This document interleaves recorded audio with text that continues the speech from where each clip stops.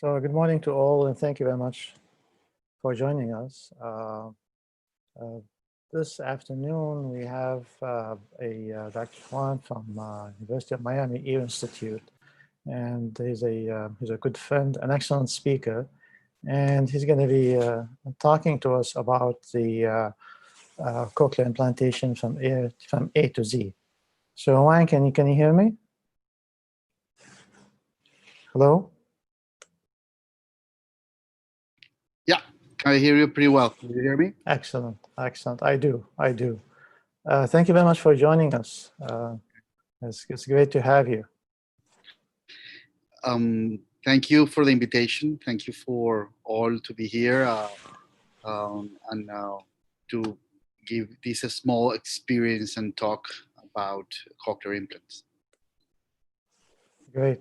Well, I think we have like 44 people so far, and I think in about half an hour or so we'll get another maybe 100 or so. So please go ahead, Juan, and you could start the talk, and you could share your screen. Okay, thank you so much. I hope everyone hear me well. First, I want to welcome you to Keynes Lab. This is the University of Miami Surgical Educational Facility, which is a brand new facility that was created for education, not just only to our residents and fellows, but also for international training. There are several courses that are held here, and I'm going to talk a little bit later about the facility and a little bit more what we do here. So I want to start with the conference, and we're going to talk today. Let me share the screen. Hold for 1 second. Here we go.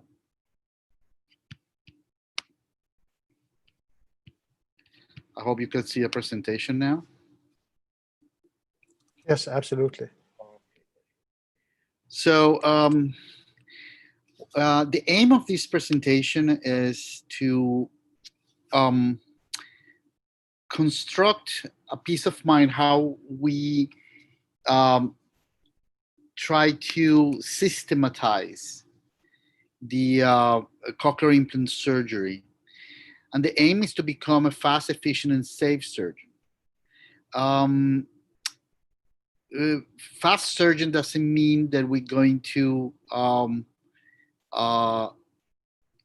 deteriorate quality just because we want to become fast. Fast means that enabled to be practical, we will definitely be more effective. And being more effective in the sense that doing a precise surgery will prevent for complication that eventually will actually affect the outcome of the cochlear implant. So some kind of made this presentation in a very practical way that can be used in the future to systematize how you do a cochlear implant. I know there are differences.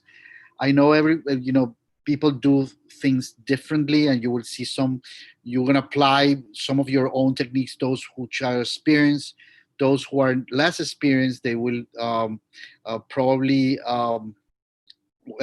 try to get some tips and able to get a much better approach or efficiency to the surgery. This is the University of Miami Medical Campus. We are located very close to the to downtown Miami, and as you can see, downtown Miami as very similar as Dubai, very close to the wonderful ocean. That's what you see on the top is downtown Miami and Miami Beach. I don't have anything to disclose in this presentation. So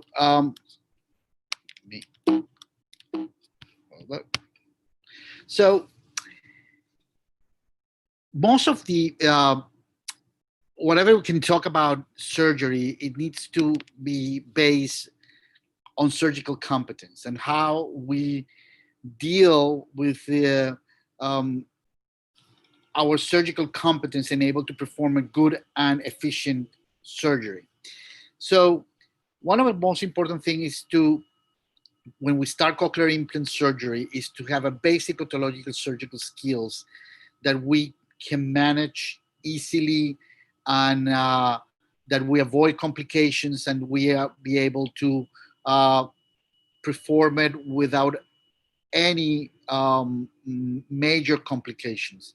So one important thing is the management of the soft tissue and bone management. That's extremely important. Sometimes we take it for granted because most of the training sometimes is focused to the temple bone, focused to the mastoid. Other very important issue when we're talking about cochlear implants is the simple mastectomy. So how we can perform a simple mastectomy. In the case of a cochlear implant, we want to have a limited mastectomy that could be enough, well enough, to get into the facial recess and to get into the middle ear. So other things which are very important is to develop a specific cochlear implant surgical skills. Those are different from our basic training in otology and our basic training in surgery, in otological surgery, is those that are directly that we need to learn to perform a cochlear implant. One of the most important thing is inner ear approach, electromanipulation, and positional fixation of the cochlear implant. And we're going to talk a little bit about those once we start to develop this talk. So let's go and get in business, and let's see what's going to happen. We have the right patient. We have selected the right patient. We have selected the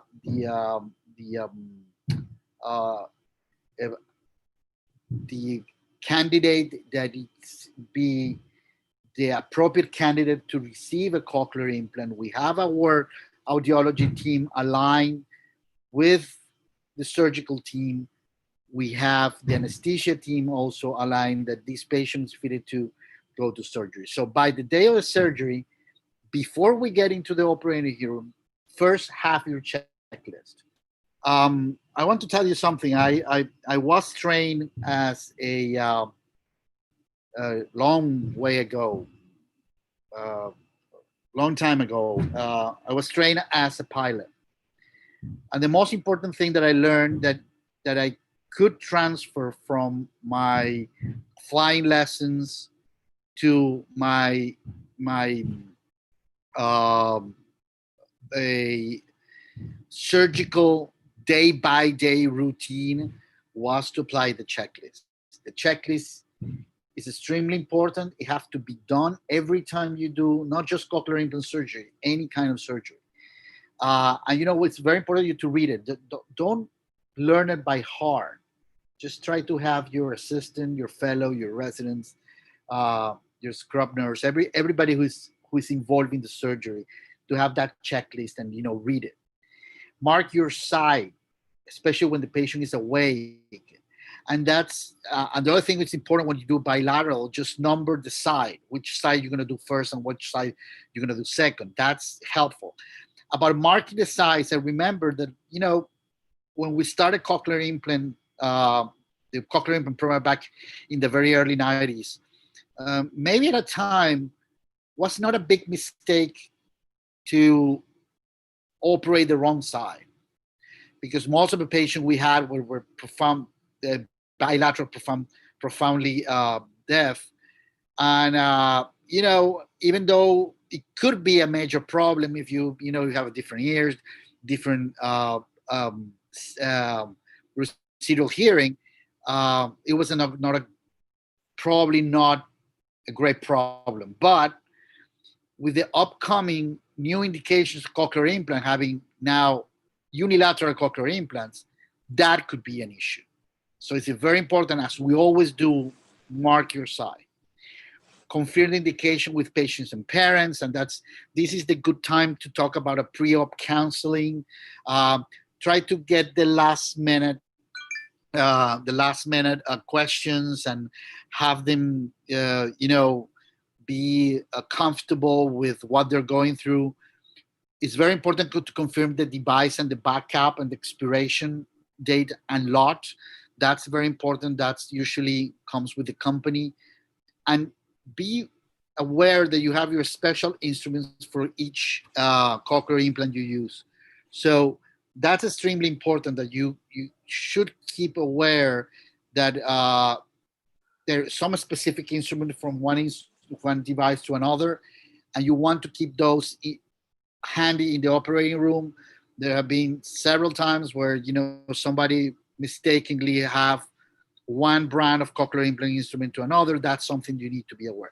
And also, it's very important to have all the audiology instruments, impedance, neural response, telemetry, everything that you're gonna go after inserting the cochlear implant, to be sure that that cochlear implant is performing properly.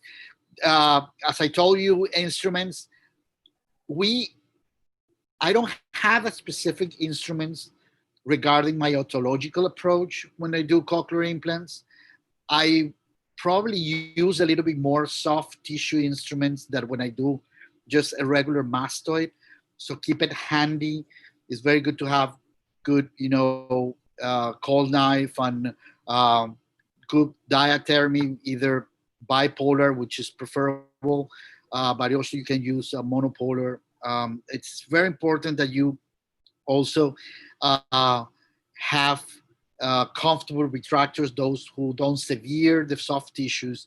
But also, it's extremely important that we're going to have a specific um, um, we're going to have a specific instrument for each brand of cochlear implant, because it's the different way to manipulate, and it's also a different way to manipulate the electrode.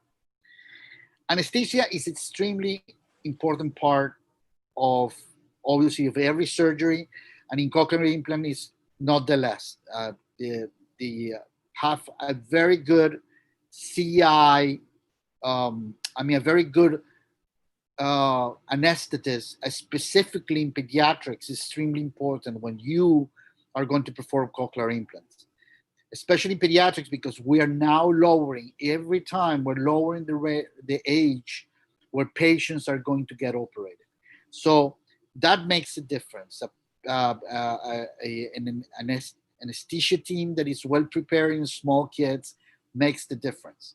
And that's also what it makes the difference, is when we can, with the assistance of a good anesthesia, we can perform a fast surgery in patients. When usually we use the endotracheal tube contralateral, but if we're going to do bilateral, we put it in the mid line, just in the center of the patient. So we are not actually moving the tube when we switch size. Also, I really recommend, if you're using facial nerve monitor, to get your anesthesia aware that you have to try to avoid as much, or try to have the neuromuscular blockade worn at the moment that you're going to be close to the facial nerve. There's some other things that we do even before the operating room, or during the operating room, which is the prophylactic antibiotics. It's very important. The selection always has to be according to staff prophylaxis, so they have to be sensitivity to Staphylococcus aureus.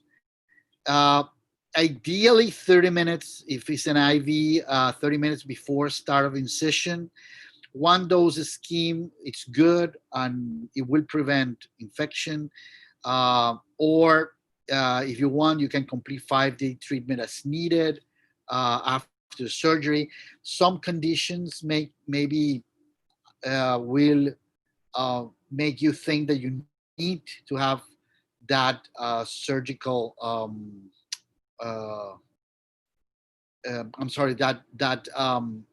prophylaxis, which could be a middle ear infection, or effusion, or if you think that you have spent too much time in the surgery because it's a complicated surgery and you're not sure that that exposure to the patient has been higher than normal. Steroids, if you're going to use steroids, you can use rapid hydrocortisone during the surgery. But we definitely use in every single patient local dexamethasone during the insertion. It can be also be done when you put a little bit of a drop of hyaluronic acid. And prednisone is not essential. We don't use it regularly. And if it is going to be used, at least maintain it for 5 days. Draping, we have a very limited shaving or minimal for a standard incision. So now we're not what it was in the early times of cochlear implant, where you have like head shave. You don't need that. Clean the area with non-sterile rub cleaning. That's very important. It's very important to have a pre-cleaning, especially where we don't know in small kids how is the personal hygiene of the patient. Infiltration with anesthesia, you can use lidocaine 2% with epinephrine 1 in 100,000. You can use a much higher concentration of epinephrine to 50,000. Avoid multiple injection. Usually I inject right in the area where I'm going to make the incision, so I don't sever the skin. Facial nerve monitor and test, that's very important. Sterile cleaning, iron solutions, and usually sterile drape before we cover or drape, and position in all the room. That's extremely important. Everybody has to be comfortable. We don't have a different positioning of the equipment around the operating room, not different than we do when we do a standard mastoid surgery. So when the surgery starts, you probably have already about 40 minutes in the operating room since the patient came in or since the patient was in the pre-anesthesia room. And once you start, getting right into the surgery, probably has been about 30 minutes to 40 minutes. According to the technique, we can divide it as a minimal standard, which minimal is about less than 5 centimeters. Standard is probably above 6 centimeters, and extended, which is extremely rare. Most of the time, those extended are with patients that have a extrusion. They need to change their implant, or for some reason the implant is a private implant which is not in the right position. Avoid extensive retraction. We now usually do something like this, which is a very smaller incision, or something like this, especially in adults where the tissues are a little bit less compliant. Try to avoid extensive retraction. Use surgical hooks are very good. We call it the fish hooks, and those fish hooks are good not to have a continuous, an on-off retraction with the retractors. A skin, subcutaneous, and fascial muscle plane should be dissected. So, and try to minimize the use of the cautery.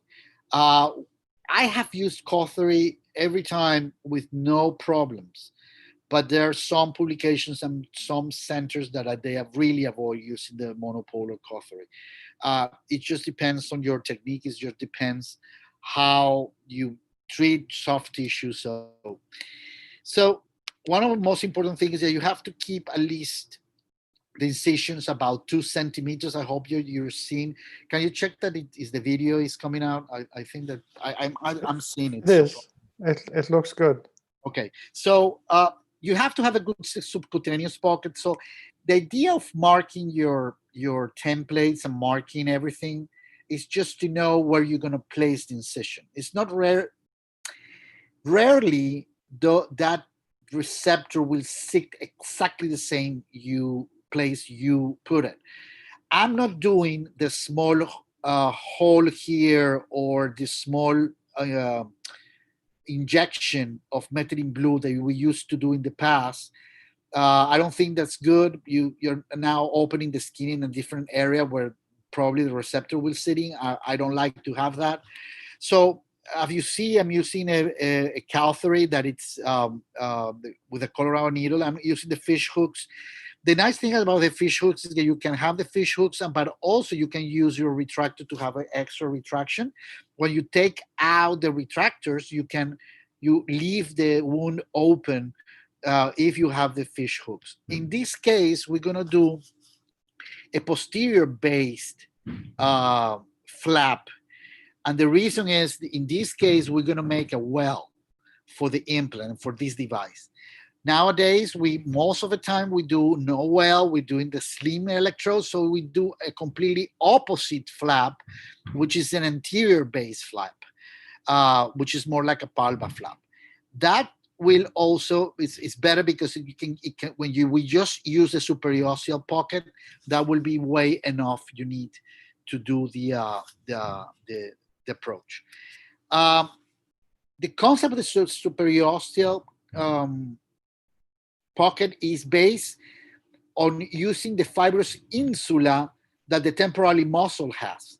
So this is a very thick and tight fibrous tissue that helps to fix the implant in position. And that's good when we do a proper pocket that is a pocket which actually is fitted to the size of the implant. And that's extremely important. You need to find a line which is about 45 degrees of the meato-canthal line. What is the meato-canthal line? Is the line that you have between the extreme canthal position of your eye and the external auditory canal meatus. So that line, which cannot be on a horizontal plane, then you're going to do a 45-degree line, which is directed posteriorly, and that's where most of the time that pocket will be, and that will be the location of the receptor. Try to limit 2 centimeters behind the mastoids, 2 to 3 centimeters behind the mastoid. Sometimes in a kid, it's better to be a little bit anterior, especially in the small kids. Kids' head grow when they're too small. But after 5, 6 years old, it's not an issue. Obviously, in adult, it's not an issue. The placement of the pocket will be the definite placement. I put the pedicle posterior if I have to drill a well, but if not, I will do it anteriorly based. So here it's just a small example how we put the template on the superiosteal pocket, and why we do the flap that in this direction. If you have to do a well, I know there's still places where older versions of the cochlear implants are done, and they do some well. If you're going to drill anyway, even if new devices, you're going to drill well. I think that's appropriate to do this flap. Is more comfortable. And you're going to use the flap also to fix the implant. So at the end, I'm going to show you how you suture that plane and able to fix that implant. So you see, and that is there, and it's comfortable and it's secure. And then you can do a ridge or a canal that it will connect the well to the mastoid, and it will eventually help the electrofeed. Again, that depends on your device.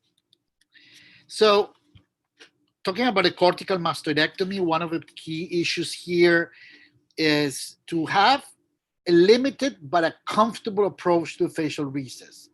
And that's extremely important. If you don't have a comfortable approach, then you will be forced to go back previous step of your mastoidectomy.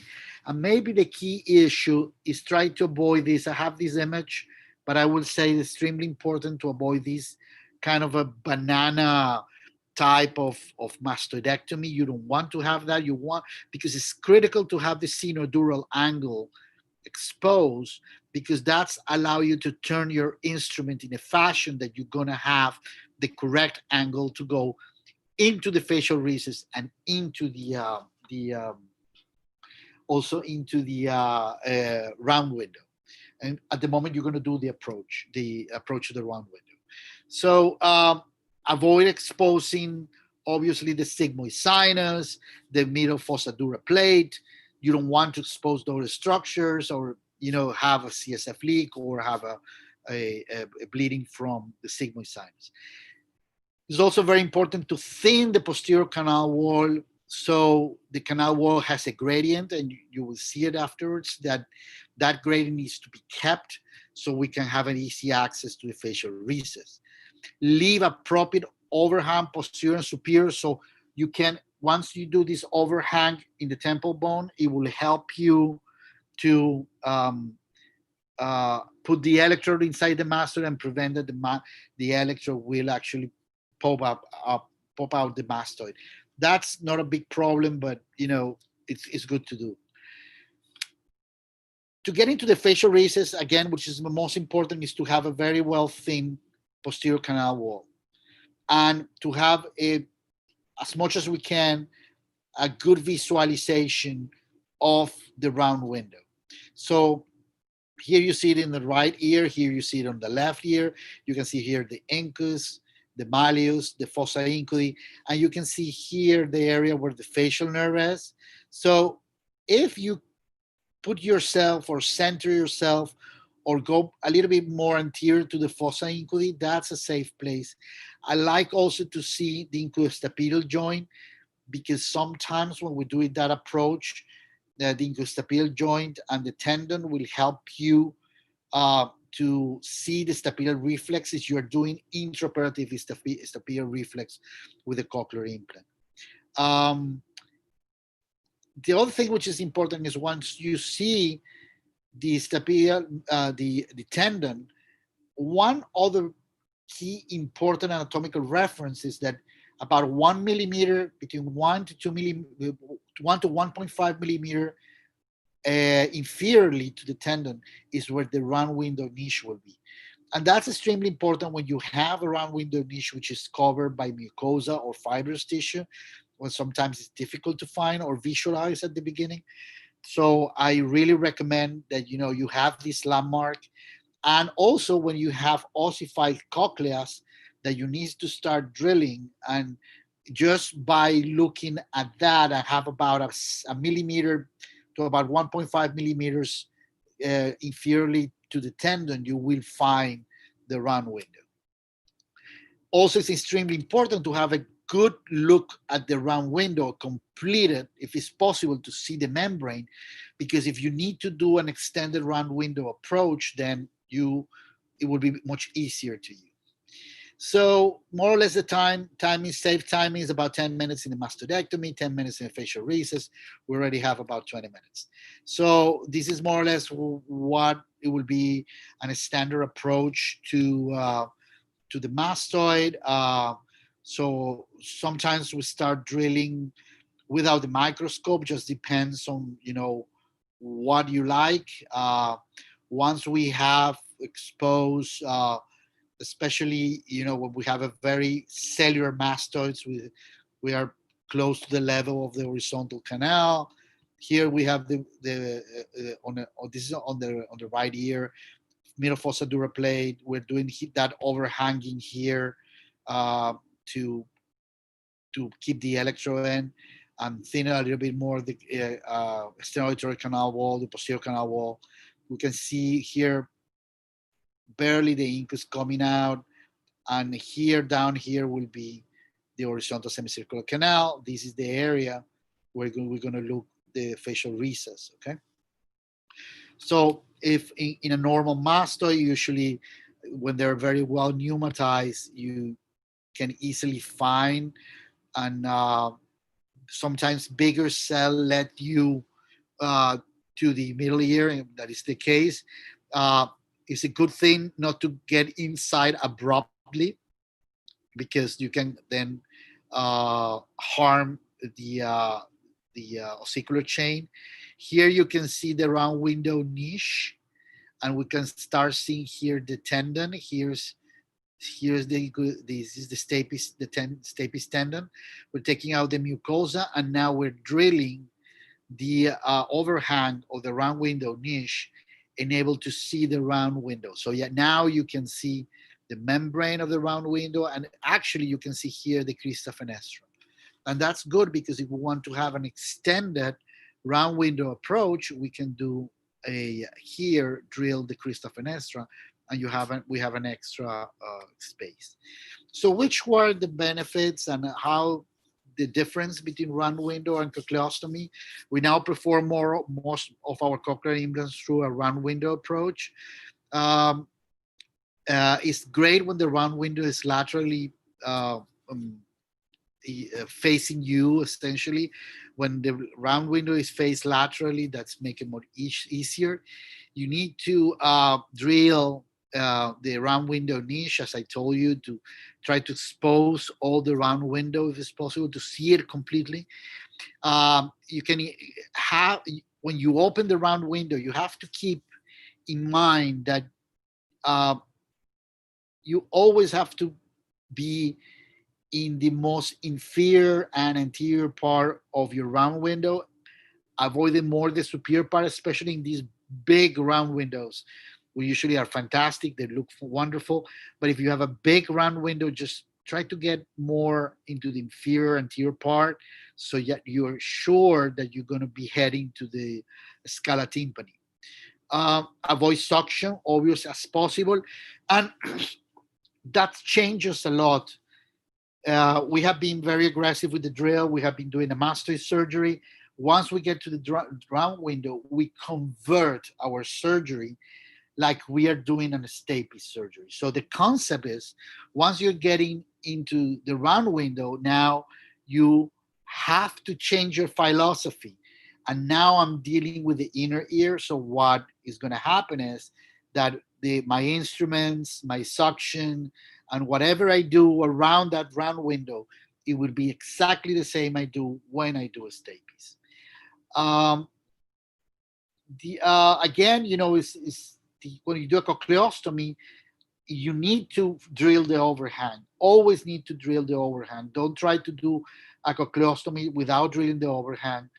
Try to have a wise posture of the inferior and anterior part. If you can see the crista fenestra, that will be fantastic. You're going to do it inferiorly and anteriorly to that.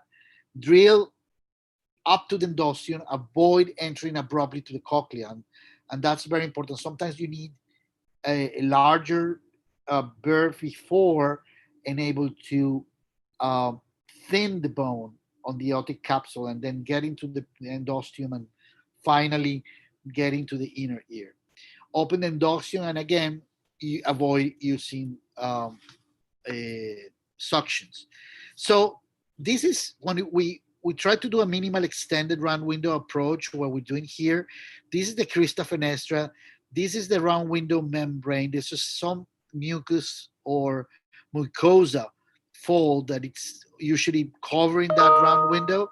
And this is the overhang of the round window niche. So you can see here, this is the crista fenestra. And one of the very important features here is that very close to the crista fenestra, you will have the inferior cochlear vein. So when you do a cochleostomy, which is very inferiorly, if you are doing a very, very inferior cochleostomy, that's one of the problems. Yeah, you can drill the inferior cochlear vein, and that could lead to some hearing loss if you want to prevent, actually, if you want to really try to um, preserve hearing, that would be a problem. So again, round window membrane, round window niche, crista fenestra. So one of the things that you want, and sorry, this is kind of mismatch, but the cochlear aqueduct is extremely close also to the crista fenestra. So by being so close here, then when you drill, also you can sever the cochlear aqueduct. And the problem with the cochlear aqueduct is, again, you're changing the hydrodynamics of the cochlea, and for hearing preservation, that's not something that you want to that to happen. So again, need to drill the round window niche, and avoid entering in the scala vestibuli. one of the things which is important is that enable to get into the Scala team. But sometimes we need, and sorry, just to divert a little bit the topic, but sometimes you need to get into the Scala timpani and Scala vestibuli. And those cases where you have a complete or partially ossified Scala timpani due to meningitis, the right way is to try to get more into the Scala vestibuli, which is going to be most of the time the least ossified. In that case, your approach will be completely different. It's going to be based on the anterior inferior approach to the round window. Is going to be a more superior and sometimes superior anterior approach, right? You know, in the promontory, more towards the promontory to get into the Scala vestibuli. It is very important once we have opened the cochlea, we're going to insert the cochlear implant, inspect, try to discharge static. Some people put saline when they open the packaging. It's extremely important to people use in that solutions that they use to put in the packaging when they're open the cochlear implant, some antibiotics. That has improved that change or minimize infections. By the other thing which is important is try to avoid any stretching or bending of the electrode. So again, round window preparation and cochleostomy takes about 5 minutes. It is now a known that a slow insertion is critical. So now we're spending more time doing the insertion. I will say that if we can insert, sometimes, you know, it could take some surgeons about 5 minutes to do complete insertion. And sometimes people do it more quickly. It's about a minute, 2 minutes, 3 minutes. My answer to that question is do it slowly. Juan, can I say something? Yeah. Okay. You're going to see some, we'd like to do some polling during the session. So you're going to see some messages on the screen. Please just ignore them and continue on your presentation if you see these messages. Yes, of course. I haven't seen any, but you no, can but help. you will in just a few moments. I don't want you to worry about these messages. It's just to be asking people some questions. Okay, perfect. Thank you. So then the other features is you know, try to get just depends on which kind of electrode you have. If it's a lateral wall, if it's a mid-scala electrode, is a premolar electrode. Those electrode comes with different features, with different inserters. The most important is to have, and that applies to any electrode, is have a correct angle of insertion, and also the speed of insertion is critical. So that's essentially doesn't change in which type of electrode really you have, and again the position you want to have the electrode. You be very careful and extremely careful, because most of the electrode right now, the electrodes contact are facing one side. Even if they're lateral wall or mid-scala, they're facing one side of the cochlea. So you have to be aware that you are inserting the electrode in the right position.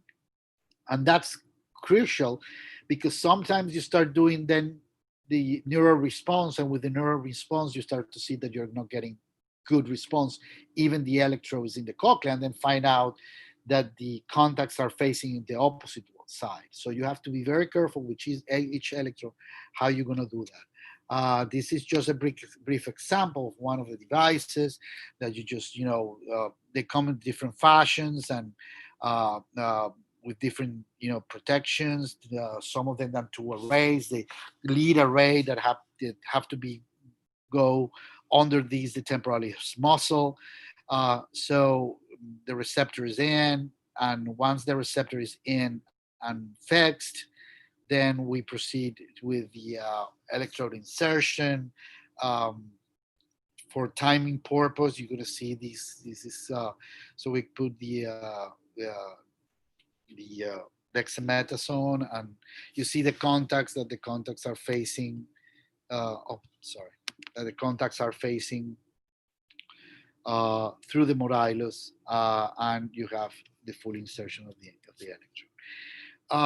Again, fixation. If you do supraosteal pocket, it's very important you have a tight pocket, that you need to adjust it well, and that need to be um, um, the implant is not going to move laterally or anterior posteriorly, so it doesn't migrate. That's very important. One of what we do is when we have this technique with the well, we use the flap to actually anchor the implant anteriorly. So we prevent the implant to move anteriorly. And we're using a stitch that it goes far apart. So you can see once the flap is in place, we're actually taking a stitch, which is taking a lot of tissue in one side, essentially in the flap. And the idea is try to push that uh, uh, it's to push those tissue towards the receptor. So makes a much more efficient way to have these tissues well attached to the receptor and preventing the movement anteriorly. Some cases we use staples. Most of the cases here we use intracuticular incision, and that it's essentially very helpful. Um, we have to be very careful about the positioning. Some people do X-rays after the surgery. Some people do have the ability to do cone beam CT. But the most important thing, never happens this to us, to you, when you have a cochlear implant placed in the middle fossa, because the patient didn't have cochlea. So that's extremely important. What I told you at the beginning, patient selection is critical. I'm going to show you some variation. This is a patient with a canal wall down. He has a horizontal canal fistula. That's why he lost his hearing. Had a canal wall down previously with cartilage reconstruction, very nice epithelialized cavity. Then we have a cochlear implant. We place the cochlear implant because we have some ossification of the cochlea. This has the estelet, this is a perimodular, but we left the estelet inside because the patient had a lot of fibrosis. So if you can see, we sealed the area of the fistula, and also we sealed the area of the cochlea. We have to do a bigger cochleostomy, so you don't want that being exposed. We cover the electrode with some fascia. There is a good coverage of cartilage here that the patient has since its first surgery, and you will see that's the complete open cavity. There's no external auditory canal, so we are obliterating. And then you can see the canal here, which the skin is perfectly well covered by cartilage. We just, fill the cavity, so we have those tissues, attached pretty well. There's also challenging patients. The patient with temporal bone fractures, specifically when you have a bilateral, and then you have to decide which side to do. There's sometimes challenging. Sometimes the images don't correlate with the findings that you see in the temporal bone. So I really recommend to have a good CT scan early before the surgery, and not just rely on older CT scans in a patient that's a fracture. One of the things that this is a case, this was a 5-year-old kid. He fell from Down syndrome good schooling. Look how that promontory break, moves like an crack eggshell. The patient was difficult to find the round window. It was completely obliterated by fibrous tissue. We need to drill the area and able to get into the round window, and everything was cracked. And then we have this enormous bleeding, and that essentially came from the jugular bulb. The jugular bulb was cracked exactly the same as the round window, and when we start drilling, just everything fall apart, and we have to seal the area, control the bleeding, seal the area, close the patient, and then go back to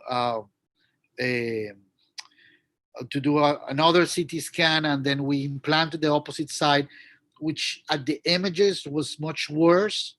The fracture was much worse, but the surgery was much easier.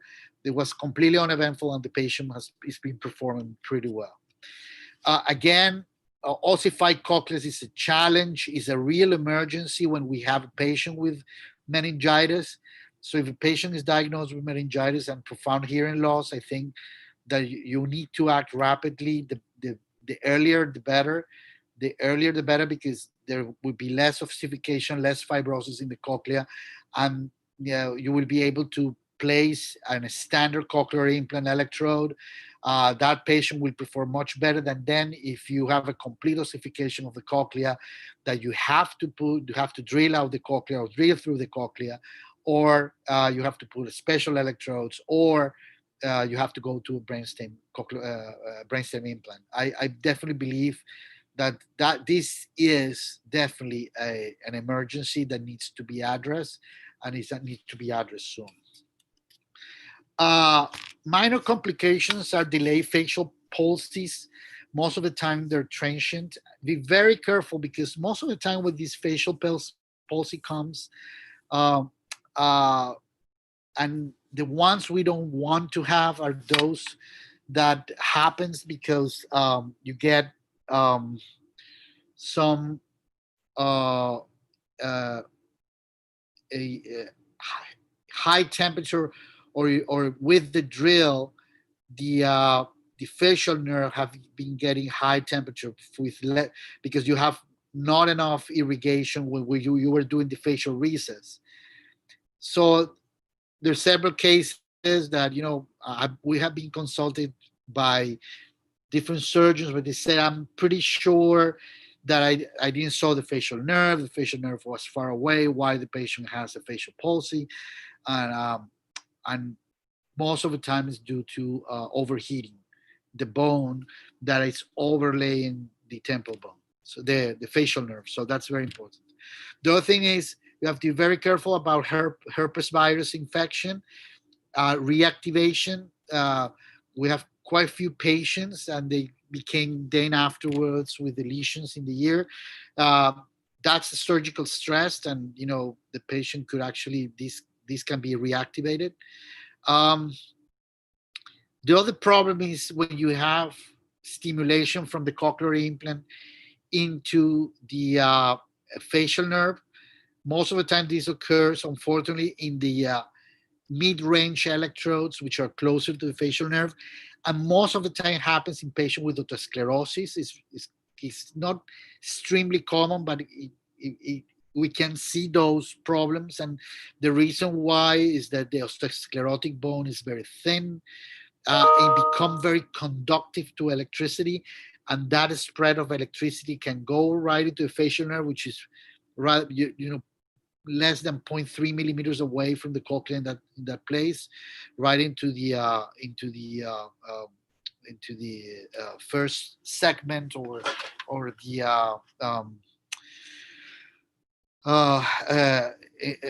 closer to the between the inner ear and pre-geniculate region. So I definitely think that, that's something you probably need to deactivate those electrodes, or change the pulse width, or do a triphasic pulse. Vertigo, we have seen, we we actually look at our series with more than 1,000 patients, and 35% of our adults complain about vertigo after the surgery, or most of the time it's transient. 20% of the kids, we had uh, information that the kids were having vertigo, or we knew the patient were having vertigo or vertigo attacks. They're not as common. I think also that some parents don't report it. So sometimes it's difficult patient, pediatric patients usually tend to compensate quite quickly. Uh, Sometimes you need to treat them medically before discharge. So if a patient is coming out dizzy, just try to try to uh, compensate them before, or try to treat them before discharge. You can have a late uh, episodes of vertigo that sometimes is due to decompensation. Tympanic membrane perforation, if you see it, just repair it right away. If you're able to suspect it or see it, repair it. Don't wait for that, or your fascia perichondrium. Late, if you have a late perforation, it's better to do a tympanoplasty as soon as possible.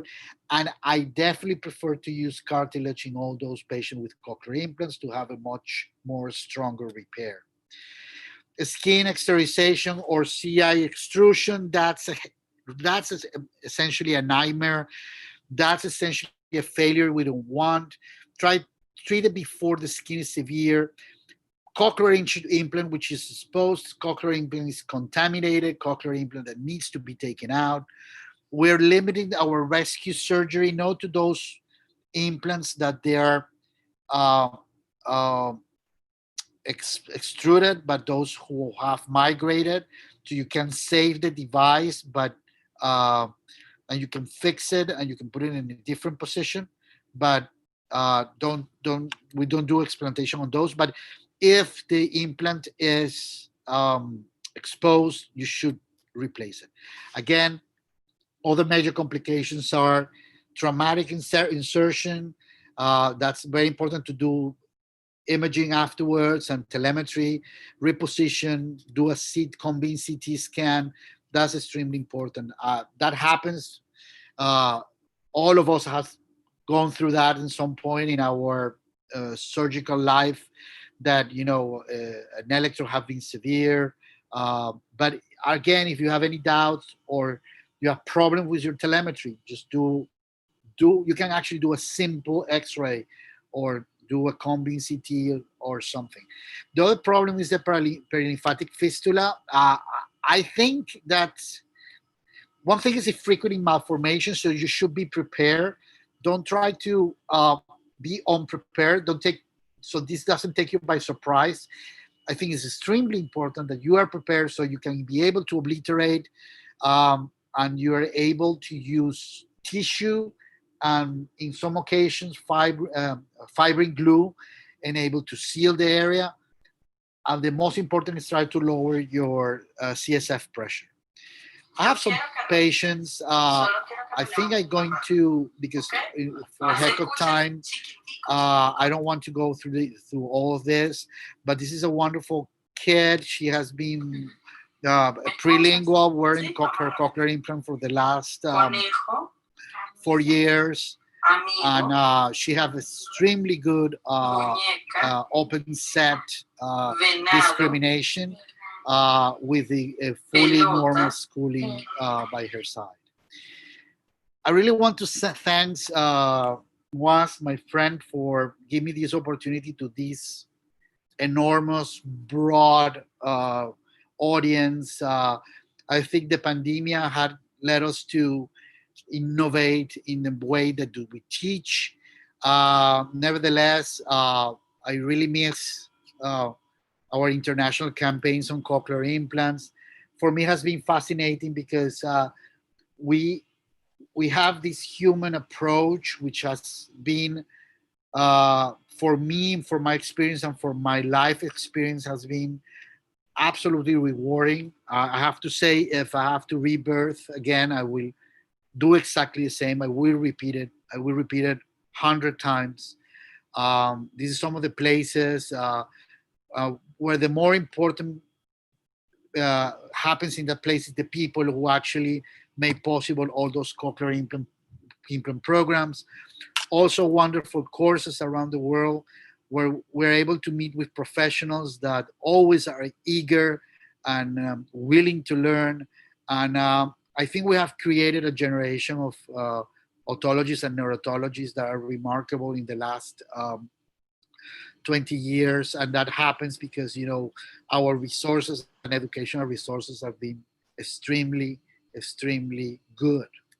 Also, we have spent at least myself, a good 28 life of my professional life, training and doing many, many courses. As you see here, was our facility in Venezuela, where we did more than 50. Now we have this wonderful facility here in Miami.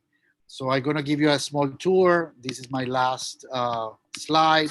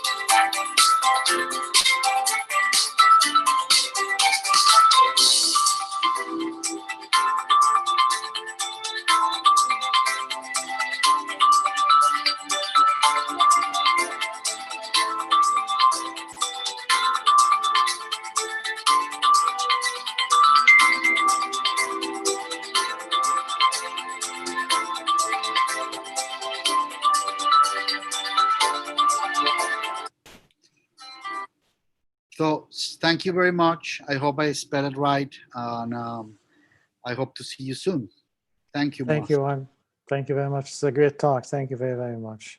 Juan, I'm just gonna, there's a few questions on the chat line, and I want to share with you some of the polling that we have done.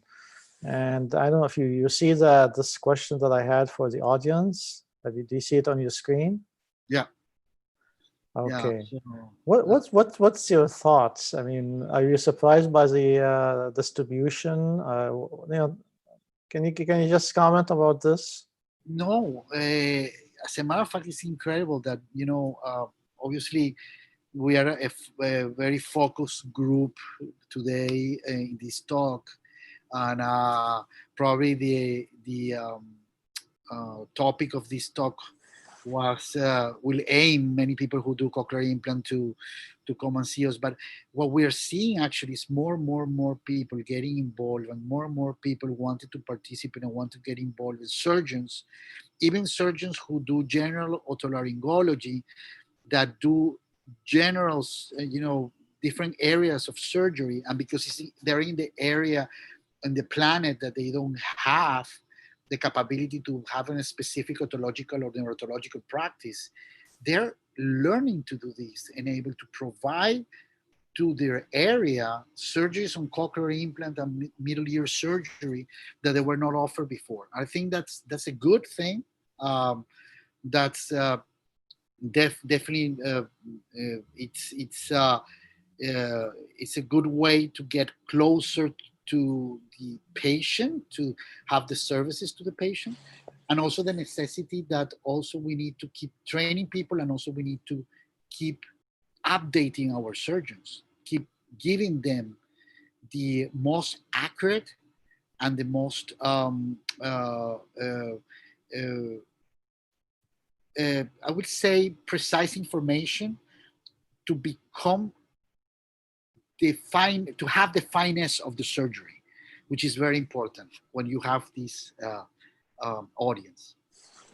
Aren't you surprised, Juan, by the fact, like on this polling, he says almost 29% of the audience thinks that CI is last resort.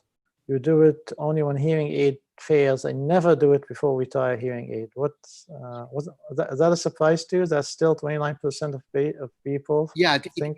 it is surprising that still there is kind of a, we have to do a hearing aid unless, you need to try a hearing aid, when most of the time the indication is that patients who don't benefit with hearing aids, or they don't have the hearing for a hearing aid, they should go to a cochlear implant, specifically in very young kids.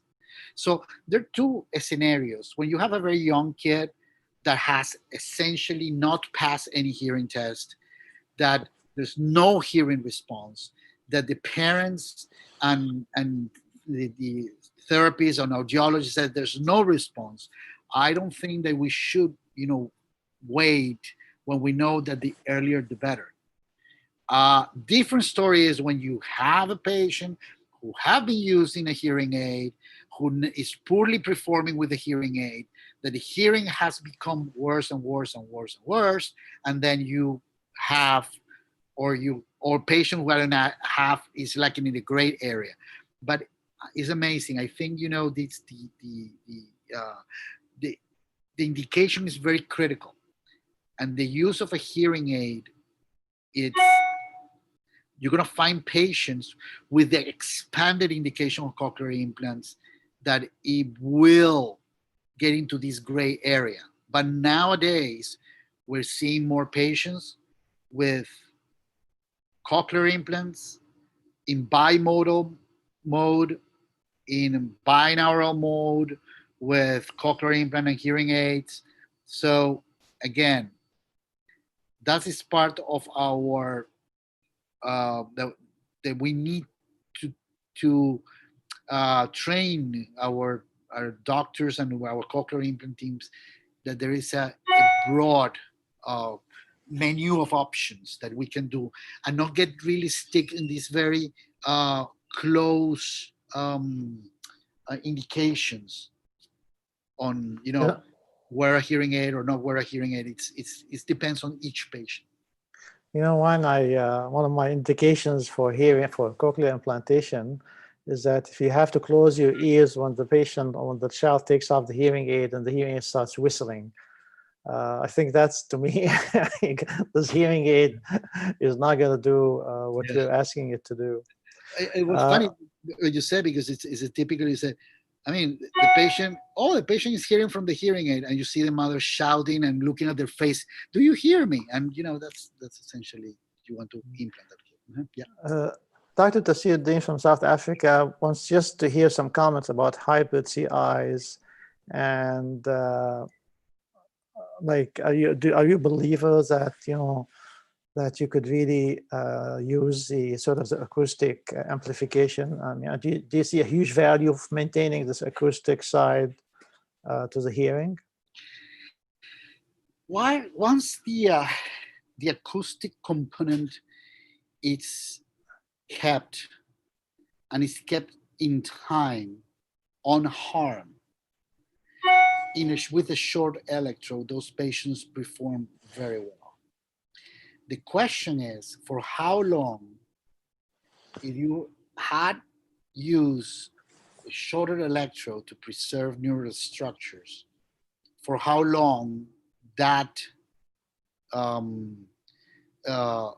structures are going to remain, and they're going to be useful by the acoustic component. And then you start dealing with a patient that has a poor electrical